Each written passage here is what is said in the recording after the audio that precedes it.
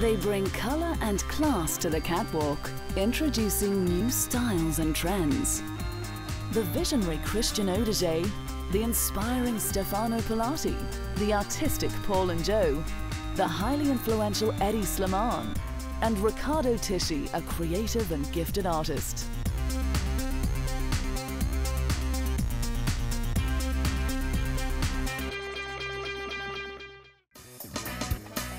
Known as the king of jeans, Christian Audigier has displayed a creative side to fashion that has seen him rise quickly in the ranks of some of fashion's greatest designers. This French fashion designer first made a name for himself as a fashion jeans designer, but has since gone on to design for and make popular brands such as Diesel, Fiorucci and Von Dutch, which has been one of his most successful brand collaborations so far. He built up many brands and oversees their international distribution in retail stores. One of his most recent ventures, though, is with the high-end brand Ed Hardy, which is based on tattoo artist Don Ed Hardy. I like colors and I don't see the world without colors. This is why my brand is all about colors, colors, colors. And it's not just a brand, it's a lifestyle. So people want to be a part of this lifestyle and to want to wear clothes fun, you know. In 2004, he parted from Von Dutch and began to establish the Ed Hardy brand. He was given exclusive rights to the godfather of tattoos, Don Ed Hardy's designs, and used this to create a brand that has now become popular with rock and pop stars around the world.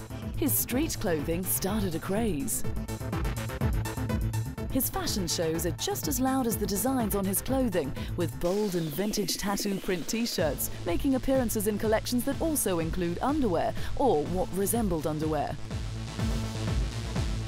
More recently, the famed fashion designer unveiled the Ed Hardy Spring 2009 collection at Mercedes-Benz Fashion Week, keeping with the label's edgy trademark, as models walked the runway in funky rock and roll, bright designs against a backdrop of graffiti mural in a collection titled Sweet Fame.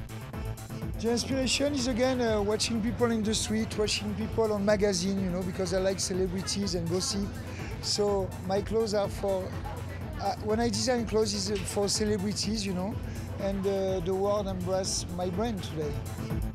Audigier has shown his ability as a successful designer, often working on more than one project at a time, including his own thriving label.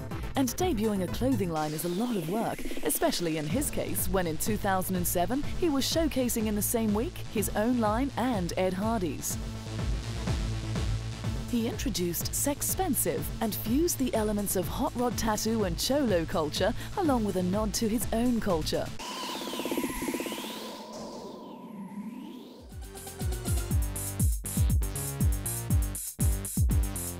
Later in 2007, Audigier added a special French twist to LA Fashion Week with a La Vie en Rose inspired collection which paid homage to the beauty of his French roots and the ingenuity of America, where he now calls home.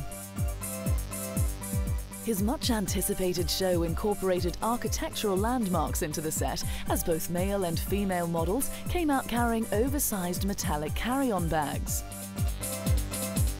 Feathered boas accompanied slinky dresses with gold tights, and matching berets came in a variety of colors. And he sprinkled the charcoal carpet lining the runway with glitter to match the neon sparkle of his logo. Being the master showman, his Spring 2009 show entitled American Lord had models walking on a runway lined with live grass. They paraded in distressed, screen-printed, blinged-out shredded jeans and strutted in top hats with massive Great Dane hounds in tow. The clothes were signature Audigier, a mashup of graphic symbols, glitter, rhinestones and denim, this time with pleated plaid skirts, stretch leggings, tartan trousers and tartan tights. And he admitted that he based the collection on a mixture of feedback received from people who buy his brand. Christian Audigier, the king of the Ed Hardy empire and the moving force behind many brands, including his own booming label, has become a definite fashion icon and gained an outstanding amount of achievements. His energetic, edgy and creative designs have made him a global success.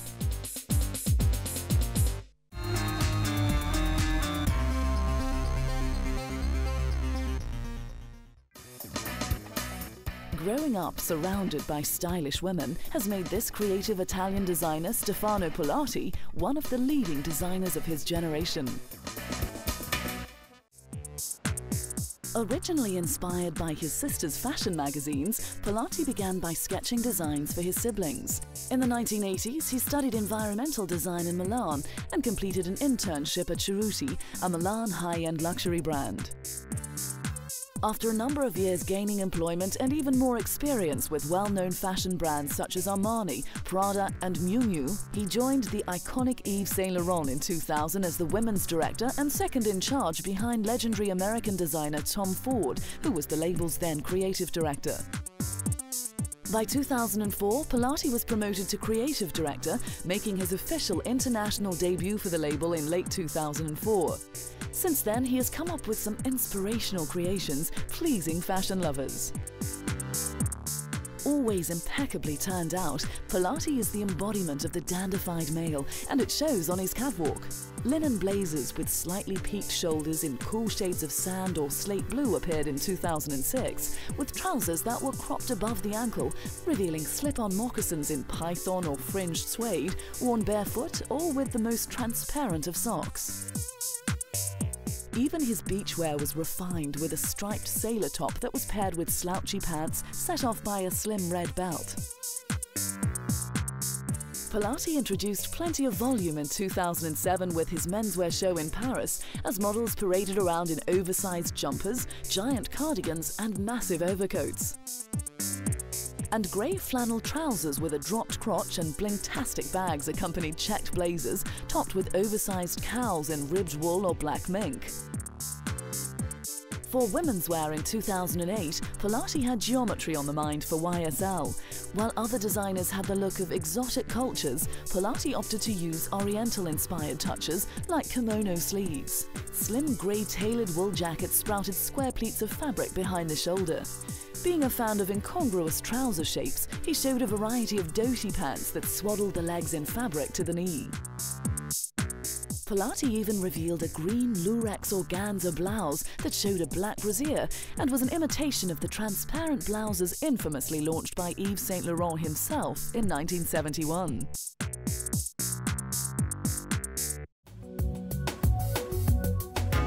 Master tailoring took center stage in early 2009 as Pilati paired razor-cut elongated jackets with tapered pants in blacks and charcoal greys. The influential designer also displayed several standalone pieces in black leather, including a strapless bustier with a zipper down the front and leather overalls with black straps marking an X across the model's back.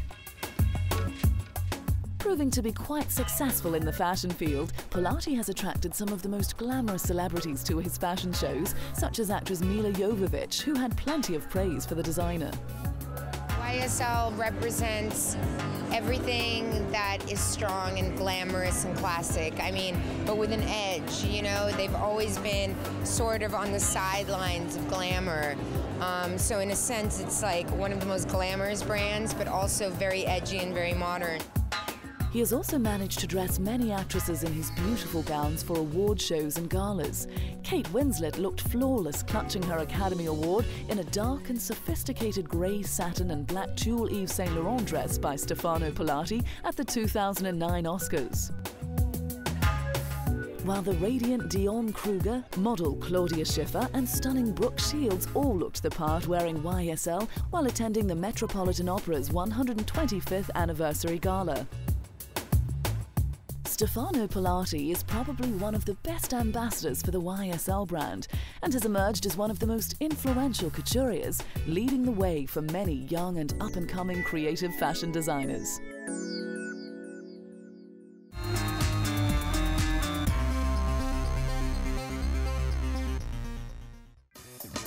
With her own distinctive and creative style, Parisian-born designer Sophia Kokosalaki is the creator and designer of the fun, fresh and funky fashion label Paul & Joe. Having trained at the Institut Français de la Mode, Kokosalaki gained a position with Tunisian-born French couturier Azzedine Alia. It was here that she improved her flair for fashion and found her style. From this, she created her own brand in 1995, Paul & Joe. Named after her two sons, Paul & Joe originally began as a menswear line that was young, refreshing, retro and colourful. Since the launch of the label, the brand is now carried in over 30 flagship stores, including Paris, London and Tokyo, as well as high-end retailers worldwide. In 2006, she even designed a collection for Target Corporation's Go International line using her Paul & Joe label. Now well known around the world, Elle Designer's fashion shows are just as lively as her clothes. She brought back a little light and dark to the catwalks of Paris for her label in 2006, bringing back linen for the summer collection along with the long-standing favourite cotton. Her chosen look was masculine yet stylish as models arrived on the catwalk in narrow-fitted suits and crisp shirts with eye-catching touches like glittering belts. She even had a mixture of bad boy looks with leather jackets, t-shirts bearing skulls and dark shirts, and good boy looks with a range of clean and simple combinations of shirts and trousers in black, white or beige. In 2007, she brought back the British gentleman with a trendy collection for the winter season and fused the wardrobe of the British Oxford Don with an LA R&B gangster. Her Back to Basics runway, with speakers stacked precariously on top of one another, had models in bomber jackets with fur around the hood and were worn over the top of tweed jackets and waistcoats, which in turn were worn over roll-necked tops. She even finished the look off with bright red jogging bottoms. Basketball boots were teamed with any number of different styles of trouser and even Burberry-style socks, and were matched with a mix of tweed and silk and worn with bright roll-necked sweaters with an array of medallions adorning the wearers. Accessories were very street and included gold medallions, sovereign rings and oversized watches. But also thrown into the mix were more preppy touches in the form of spectacles and silk and embroidered woolen scarves. Hats were used to top off the multi-layered look and were mostly of the tweed check cap variety. The palette, which at first glance was subdued, was enlivened by the use of dashes of ultra-bright reds, greens, oranges and yellows.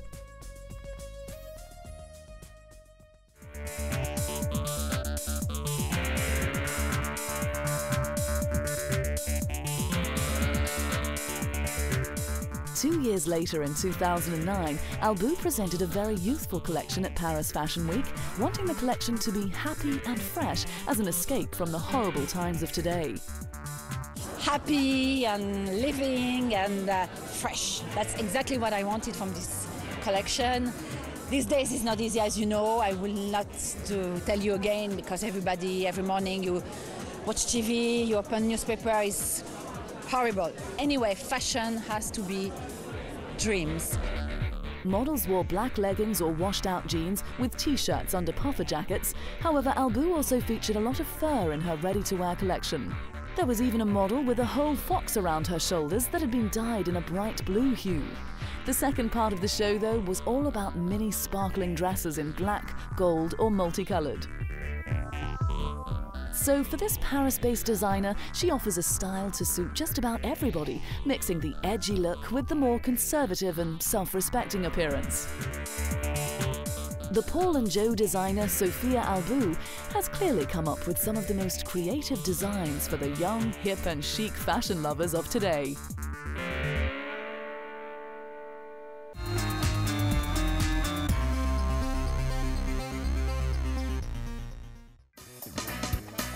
Best known as the creator of the Dior Homme line for Christian Dior, is the highly creative and highly influential Tunisian-French fashion designer Yves Saint Laurent. Originally studying political science and art history, Saint Laurent also received training in tailoring. From the early to mid-1990s, he gained work on a number of fashion projects with Jean-Jacques Picard, who is known for his marketing and public relations, most notably the centenary exhibition of Louis Vuitton's monogram. By 1997, he was appointed as collections and art director for Yves Saint Laurent, where his distinct tailoring caught the attention of Hollywood's elite. But by 1999, he had decided to leave, a year later being appointed as the creative director at Christian Dior, managing and making popular the brand Dior Homme.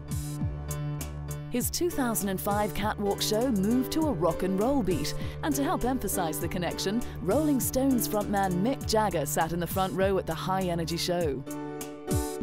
Slimane, whose designs cross the gender divide, incorporated ideas taken from the streets of London, with references that borrowed from the 1960s mod style, as well as contemporary cool inspired by new rock bands. He sent out would-be rockers in low-riding stovepipe trousers held up by tiny suspenders, black shirts, skinny ties, two-tone patent leather shoes, cropped jackets and jaunty hats. For a more glam look, the French designer offered the skin-tight trousers in sequins and sparkling print jackets. And his black jacket with white music notes would suit the aspiring singer looking to make an impression. Slimane was certainly hitting the high notes in the fashion stakes. Evidence of his growing status was honoured by the presence of fashion legend Karl Lagerfeld, who supposedly lost a staggering amount of weight in order to fit into Slimane's slim suits.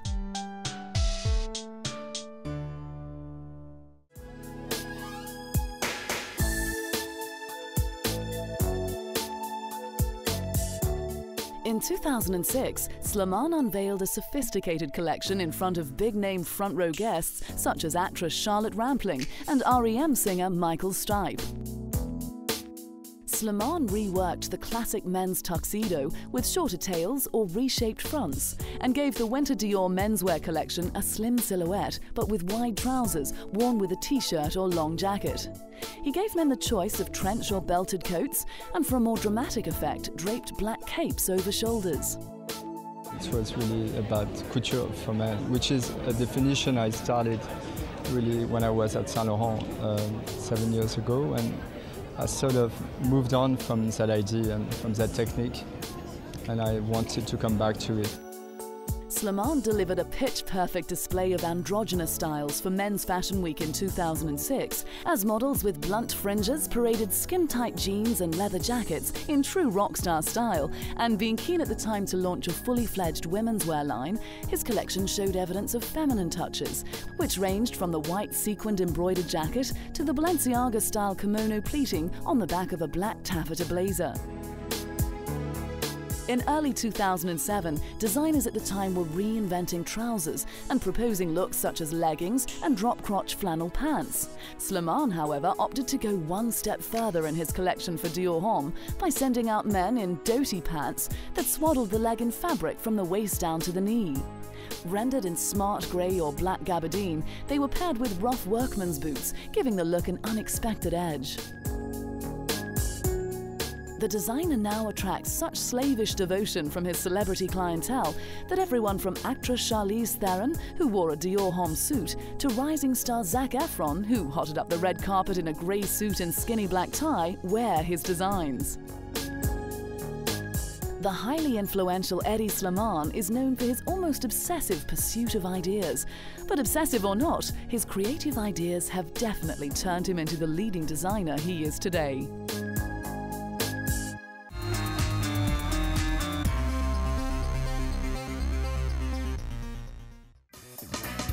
Revitalizing the Givenchy brand with his wild imagination, brilliant ideas and stunning designs is the creative Italian fashion designer Riccardo Tisci. Being a relatively newcomer to the fashion industry, Tisci only graduated from London's Central St Martin's College of Art and Design in 1999 and proved himself as a successful designer by being hired as the creative director of Givenchy only a few years later in 2005. Before Givenchy, though, Tisci gained experience working for a series of fashion companies, eventually to release his own collection at the Milan Fall 2005-2006 Fashion Week. In early 2005, Tisci was officially chosen as the creative director of Givenchy for haute couture, ready-to-wear and accessories, and the hot young Italian designer has since presented some outstanding runway shows that are highly stylized. In 2007, he brought a touch of Africa to Paris with a variety of fabrics and styles that were only becoming more eclectic as the models strutted on the runway. Alternating the slim lines of skinny-legged trouser suits with draped flowing evening wear, Tisci never strayed far from the central motif of animal skin.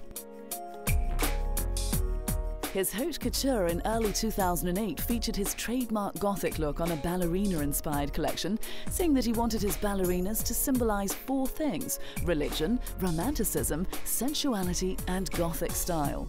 Even model Natalia Vodianova, who attended the show, says she wasn't put off by the mock effect. Tisci then continued his gothic romanticism for his next collection, which he also mixed with strict tailoring. He piled kilos of silver crosses and chains onto tailored black coats and embroidered patterns onto sexy black satin blouses.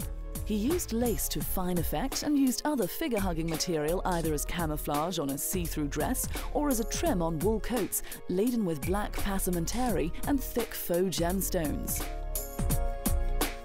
By May 2008, Tisci had become the designer of Givenchy's menswear division and unveiled his first collection in Paris, where the mood was dark, brooding and once again gothic. Tisci sent models down the catwalk wearing eyelet punch scarves tied gypsy style at the neck. His black palette showed off the tailoring of the shirts and suits, along with a selection of black leather shorts and sleek tuxedos that were accompanied by slim-cut trousers.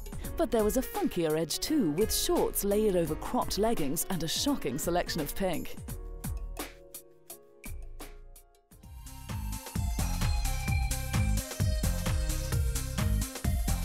Tisci has also provided plenty of daywear options alongside his stunning draped jersey evening gowns for his haute couture collections in 2008, as his models traipsed valiantly across a catwalk covered in wood chips, with a collection inspired by the Inca citadel of Machu Picchu. Colours were fairly dark, however some brighter hues were thrown in to lighten up the mood. He has been known to stick to his trademark palette of black, white and the occasional flash of nude, and in late 2008 walked a tightrope between good and evil. There were some bizarre digressions as well, like jeans with built-in leather chaps and black leggings with white arabesque appliques. Bizarre or not, Tisci has managed to woo many of the rich and famous, designing gowns that have been worn to red carpet events. But there's no one better to pull off the bizarre look than the crazed rocker Courtney Love, who attended the 2009 Elle Style Awards wearing a long, draping black gown with puffy shoulders from Givenchy's Spring 2009 collection. Actress Hilary Swank chose something a little more unconventional than she would normally wear from Givenchy's Fall 2008 couture collection with this one-shouldered lilac gown. So since joining the Givenchy team, Riccardo Tisci has revived the brand and brought it a new image, which in turn has made him and the label into a critical and lucrative success.